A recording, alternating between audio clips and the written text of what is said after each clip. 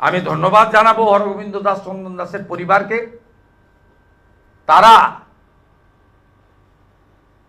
আজকে কলকাতা হাইকোর্টে পুলিশের উপরে অনাস্থা জানিয়ে এবং 2 সপ্তাহের বেশি 3 সপ্তাহ তারা পুলিশের আচরণ দেখার পরে এই হত্যাকাণ্ডের মামলা সিবিআইকে ট্রান্সফার করার জন্য বিচারপতির কাছে আবেদন করেছেন।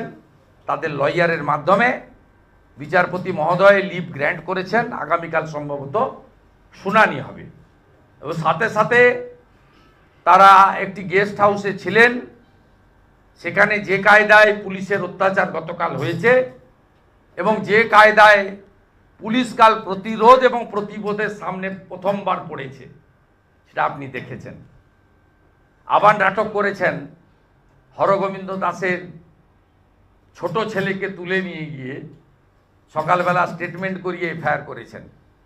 আমি এখান থেকে যাচ্ছি সল্টলেকে, আমি বিরোধী দলনেতা, আমি বাধ্য হয়েছি কালকে তাদেরকে আমার যে রেন্টাল হাউস আছে, রেন্টাল যে ছোট একটা জায়গা আছে থাকার, সেখানে আমি ওই পরিবারকে শেল্টার দিয়েছি অন হিউম্যানিটেরিয়ান গ্রাউন্ড এবং as a responsible leader of opposition West Bengal.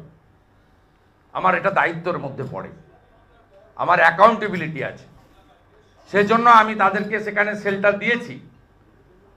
সেখানে হরগোবিন্দ দাস চন্দন দাসের যে ছেলে, তিনি একটু পরে আপনাদের সামনে বলবেন কিভাবে পুলিশ তাকে কালকে বিকাল থেকে থানায় বসিয়ে রেখে এই মিথ্যা এই যা লিখিয়েছেন এবং স্টেটমেন্ট করিয়েছেন।